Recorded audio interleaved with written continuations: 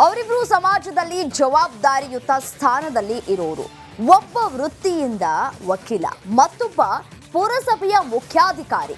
ಇವರಿಬ್ಬರ ನಡುವೆ ಯಾವುದೋ ಒಂದು ಸಣ್ಣ ವಿಚಾರಕ್ಕೆ ಮಾತಿನ ಚಕಮಕಿ ಶುರುವಾಗಿ ಹೊಡೆದಾಟವನ್ನ ಮಾಡಿಕೊಂಡಿದ್ದಾರೆ. ಆ ಕುರಿತ ಒಂದು ವರದಿ ನಿಮ್ಮ ಮುಂದೆ.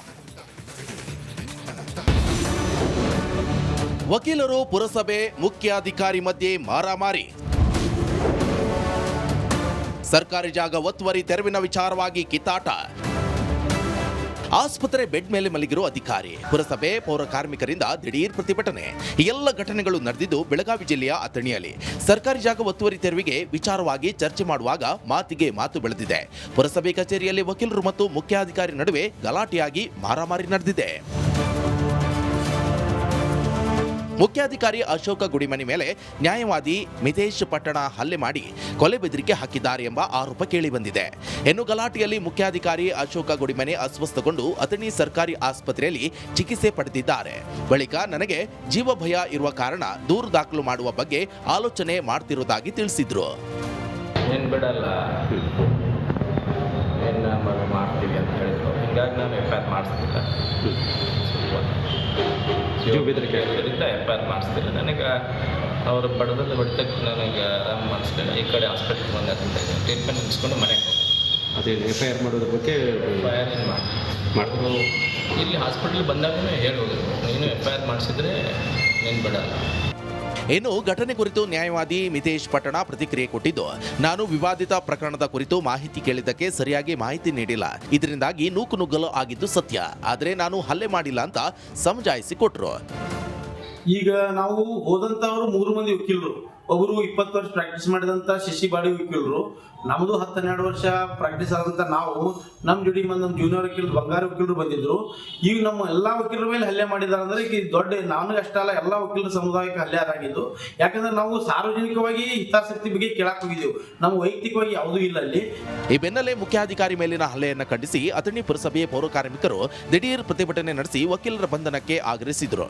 ಒಟ್ನಲ್ಲಿ ಸಮಾಜದಲ್ಲಿ ಜವಾಬ್ದಾರಿಯುತ ಸ್ಥಾನದಲ್ಲಿರುವವರೇ ಹೀಗೆ ಅಸಭ್ಯ ವರ್ತನೆ ತೋರಿದ್ರೆ ಹೇಗೆ ಅಂತ ಸಾರ್ವಜನಿಕರು ಪ್ರಶ್ನೆ ಮಾಡುವಂತಾಗಿದೆ.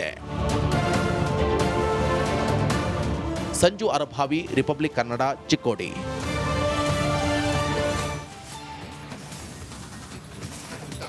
ಶಿವಮೊಗ್ಗ ನಗರದ ಶಿವಪ್ಪ ನಾಯಕ ಅರಮನೆ ಅಭಿವೃದ್ಧಿ ಕಾಮಗಾರಿ ನಿಧಾನಗತಿಯಲ್ಲಿ ನಡೀತಾ ಇದೆ.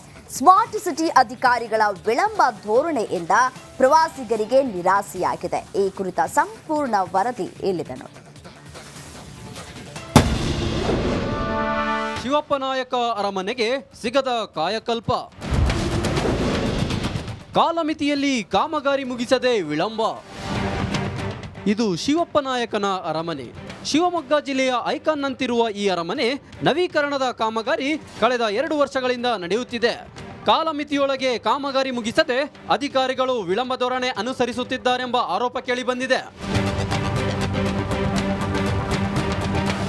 ಪ್ರವಾಸೋದ್ಯಮ ಇಲಾಖೆ ಅಧಿಕೃತ ಅಂಕಿಅಂಶಗಳ ಪ್ರಕಾರ ರಾಜ್ಯ, ಹೊರ ರಾಜ್ಯಗಳ 25,000ಕ್ಕೂ ಅಧಿಕ ಹಾಗೂ ವಿದೇಶಗಳಿಂದ ಸುಮಾರು 60ರಿಂದ 70 ಪ್ರವಾಸಿಗರು ಇಲ್ಲಿಗೆ ಭೇಟಿ ನೀಡುತ್ತಿದ್ದರು. ಕಾಮಗಾರಿ ನಡೆಯುತ್ತಿದ್ದರಿಂದ ಪ್ರವಾಸಿಗರಿಗೆ ಇಲ್ಲಿ ಪ್ರವೇಶ ನೀಡುತ್ತಿಲ್ಲ. ಆದ್ದರಿಂದ ನಿರಾಸೆಯಿಂದ ಪ್ರವಾಸಿಗರು ವಾಪಸ್ ತೆರಳುತ್ತಿದ್ದಾರೆ.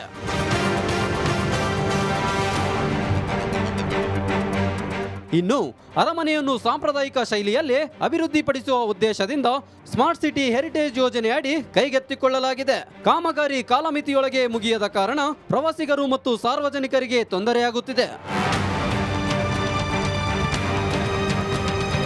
ಕೆಲವು ವರ್ಷಗಳಿಂದ ಈ ಪ್ರವೇಶರಿಗೆ ಪ್ರವೇಶ ಇಲ್ಲ.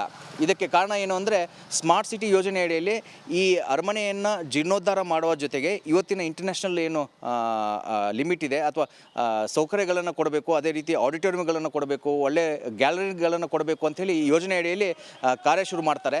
ಇದು ಶುರು ಮಾಡಿದಾಗ ನಾವು ಶಿವಮೊಗ್ಗದ ನಾಗರಿಕರಿರ್ಬೋದು, ಇತಿಹಾಸ ಸಂಶೋಧಕರು ಇರ್ಬೋದು, ಎಲ್ಲರೂ ಸಹ ಹರ್ಷ ವ್ಯಕ್ತಪಡಿಸಿದ್ವಿ.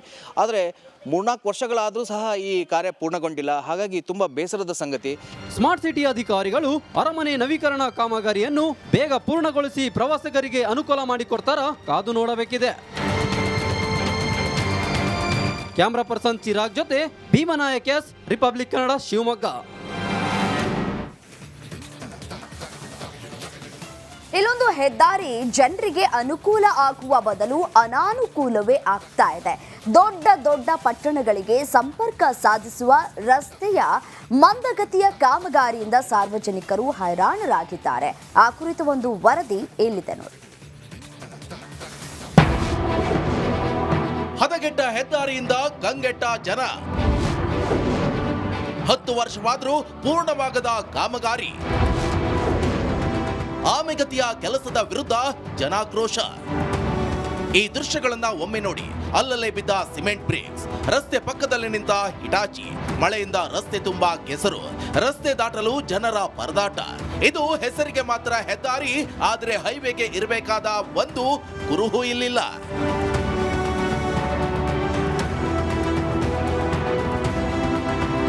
ಹಾವೇರಿ ಜಿಲ್ಲೆಯ ಮೋಟೆಬೆನ್ನೂರು ಮತ್ತು ಛತ್ರ ಬಳಿ ಪೂನಾ ಬೆಂಗಳೂರು ರಾಷ್ಟ್ರೀಯ ಹೆದ್ದಾರಿ 48ರ ಸೇತುವೆ ಕಾಮಗಾರಿ ಶುರುವಾಗಿ ಬರೋಬ್ಬರಿ 10 ವರ್ಷವಾಗಿದೆ. ಆದರೆ ಕಾಮಗಾರಿ ಮಂದಗತಿಯಲ್ಲಿ ಸಾಗ್ತಿರುವ ಹಿನ್ನೆಲೆ ಜನರು ಆಕ್ರೋಶ ವ್ಯಕ್ತಪಡಿಸಿದ್ದಾರೆ. ಸರ್ವಿಸ್ ರೋಡಲ್ಲಿ ದೊಡ್ಡ ದೊಡ್ಡ ಗಾಡಿ ಅಡ್ಡಾಡ್ತದವು. ಹಳ್ಳಿ ಜನ ಹೆಂಗೆ ಅಡ್ಡಾಡ್ಬೇಕು, ದೊಡ್ಡ ಗಾಡಿ ನಡುವೆ ಅಡ್ಡಾಡ್ಬೇಕು. ಹಾಗಾಗಿ ಹಳ್ಳಿ ಜನಕ್ಕೆ ಭಾಳ ಸಮಸ್ಯೆ ಐತಿ. ಮತ್ತು ಇವ್ರಿಗೂ ದೊಡ್ಡ ದೊಡ್ಡ ವೆಹಿಕಲ್ಗಳಿಗೂ ಸಮಸ್ಯೆನೇ. ಅವರಿಗೆ ಅಂದ್ರೆ ರೋಡ್ ಅಗಲ ಇರಬೇಕು, ಒಳ್ಳೆ ಚೆನ್ನಾಗಿರ್ಬೇಕು. ಹಾಗಾಗಿ ಅವ್ರಿಗೂ ಸಮಸ್ಯೆನೇ. ಇಲ್ಲಿ ಹೆಂಗೆ ಸಾರ್ವಜನಿಕರಿಗೆ ಸಿಕ್ಕಾಬಿಡೆ ತೊಂದರೆ ಐತ್ರಿ. ಧೂಳು ಬರ್ತೈತೆ. ಮತ್ತು ಮಾರುಕಟ್ಟೆ ಇಲ್ಲಿ ಬ್ಯಾಡಗಿ ಮಾರುಕಟ್ಟೆ ಐತ್ರಿ. ಇಲ್ಲೇನು ದೊಡ್ಡ ದೊಡ್ಡ ಗಾಡಿ ಎಲ್ಲ ಅಡ್ಡಾಡ್ತದವು. ಈ ಹೆದ್ದಾರಿ ರೈತರಿಗೆ ವರವಾಗಬೇಕಿತ್ತು, ಆದರೆ ಇದು ಶಾಪವಾಗಿ ಮಾರ್ಪಟ್ಟಿದೆ. ಪ್ರತಿನಿತ್ಯ ಚಕ್ಕಡಿ ಮತ್ತು ಎತ್ತು ದಾಟಿಸಲು ನಿತ್ಯ ಹರಸಾಹಸ ಪಡಬೇಕಾದ ಸ್ಥಿತಿ. ರಾಷ್ಟ್ರೀಯ ಹೆದ್ದಾರಿಯಲ್ಲಿ ವಾಹನ ಸವಾರರ ಸಂಚಾರಕ್ಕೂ ಅಡ್ಡಿಯಾಗ್ತಿದೆ. ಒಟ್ಟು 2 ಟೋಲ್ಗಳಿಗೂ ಹಣ ಪಾವತಿಸಿದ್ರೂ ಸೇತುವೆ ಕಾಮಗಾರಿ ಮಾತ್ರ ಪೂರ್ಣಗೊಂಡಿಲ್ಲ. ಇನ್ನು ರಸ್ತೆ ಅಗಲೀಕರಣಕ್ಕೆ ಪಡೆದ ರೈತರ ಜಮೀನುಗಳಿಗೆ ಪರಿಹಾರ ನೀಡ್ತಾ ಇಲ್ಲ ಅಂತ ಸ್ಥಳೀಯರು ಆಕ್ರೋಶ ವ್ಯಕ್ತಪಡಿಸಿದ್ದಾರೆ. ಇದರಿಂದ ದನಗ ಈಗ ರೈತರಿಗೆ ಸಮಸ್ಯೆ ಆಗ್ತದೆ ಸರ್. ಹೋಗೋ ಬರೋರಿಗೆಲ್ಲ ಆ ಕಡೆ ಈ ಕಡೆ ಹಳ್ಳಿಯಿಂದ ಬರ್ತಾರೆ ಸರ್, ಅವ್ರಿಗೆಲ್ಲ ಸಮಸ್ಯೆ ಆಗ್ತದೆ ಸರ್. ಈ ಗುಂಡಿ ಇಲ್ಲಿ ಓಪನ್ ಮಾಡ್ಯಾರ ಸರ್. ಆ ಗುಂಡಿ ಒಳಗೆ ಒಂದು 4-5 ಜನ ಬಿದ್ದಾರೆ ಸರ್. ಈಗ ಆಲ್ರೆಡಿ ನಾವೇ ಎತ್ತೇವೆ ಸರ್.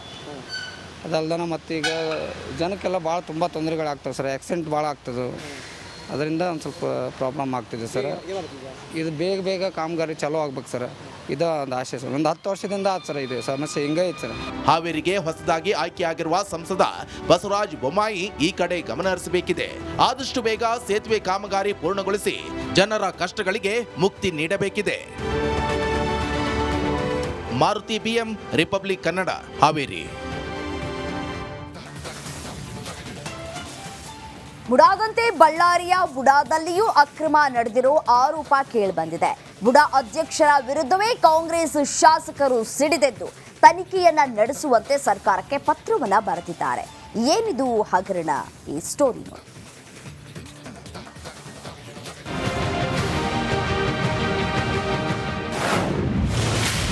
ಮೂಡ ಆಯ್ತು, ಇದೀಗ ಬುಡಾ ಸರದಿ. ಬಳ್ಳಾರಿ ಪ್ರಾಧಿಕಾರದಲ್ಲೂ ಅಕ್ರಮದ ವಾಸನೆ.